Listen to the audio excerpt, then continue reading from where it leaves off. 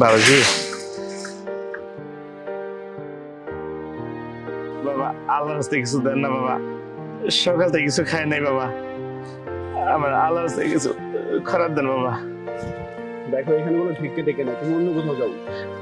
বাবা বাবা আপনার না দিলে আমরা কই পাবো?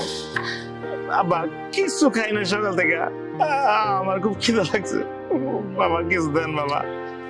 আশ্চর্য, তোমাকে বললাম না এখানে কোনো ভিক্ষা নাই, তুমি দেখছো না আমরা এখানে বসে গল্প করতেছি। দেখো শুধু শুধু আমাদের বিরক্ত করো না, এখান থেকে যাও বলতেছি। দেন না বাবা, দেন না। ফকিরি বাচ্চা, তোর কত বড় সাহস, তুই আমার গায়ে হাত দিস? জানিস সেই পোশাকের দাম কত? ইচ্ছে তো করতেছে তোকে মেরে গুড়িয়ে দিই।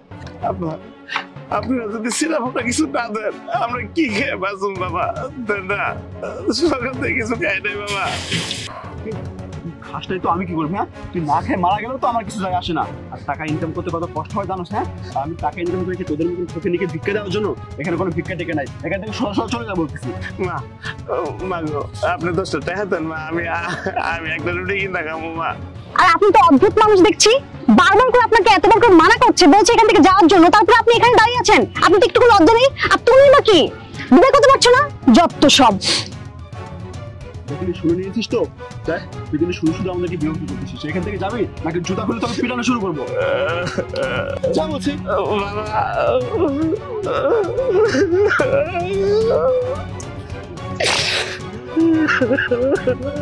সকাল সকাল দিলে মুডটা নষ্ট করে।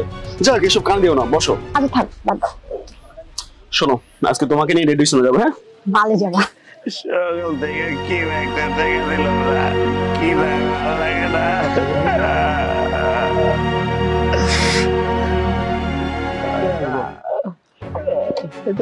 মানে বাবাজি আইতেছি, বাবাজি বাবাজি দেন বাবা, সকাল থেকে কিছু খাই না বাবা, দেন বাবা দেন। কি দেন সহ্য করতে হয় না বাবা, আল্লাহর রাস্তায় কিছু দেন আমারে। এই ফকিরের বাচ্চা, তোরা তো সব দিনই তো জামাটা নষ্ট করে এক জায়গায় প্রোগ্রামে যাইতেছি, প্রোগ্রামটা পুরো অফ করে তোর কি ভিক্ষা দেওয়ার জন্য আসছে? আমি একটা প্রোগ্রামে যাবো, দিয়েছি জামা তো যা।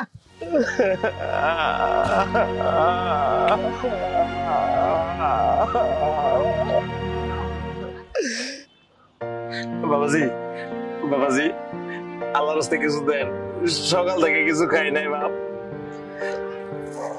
সকালে কত জায়গায় কত কিছু করলাম, কেউ একটা টাকা দিল না বাবা, গরিবের কেউ ভালোবাসে না বাবা, কেউ ভালো। দেখুন আমার কাছে বাড়তি টাকা নেই, কিন্তু আপনি ক্ষুধায় কান্না করছেন, খাবার ভিক্ষা করছেন, আমার এই খাবারটা আপনি রাখুন।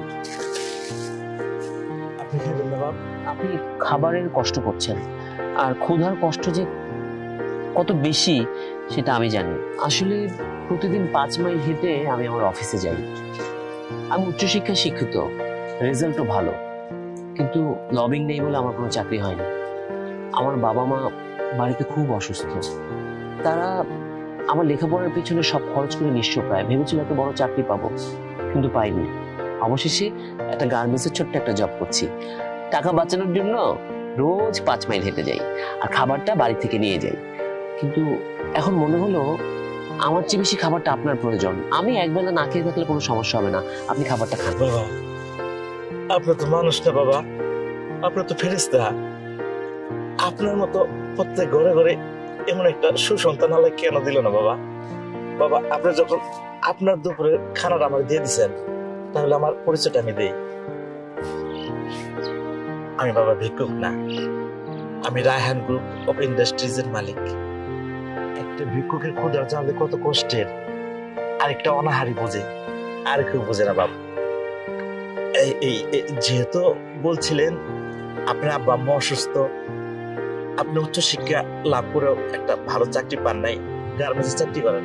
না না বাবা, আমি গার্মেন্টসের চাকরিকে ছোট করে দেখছি না, আপনার মতো মানুষের আরো উচ্চ লেভেলের চাকরি করা দরকার।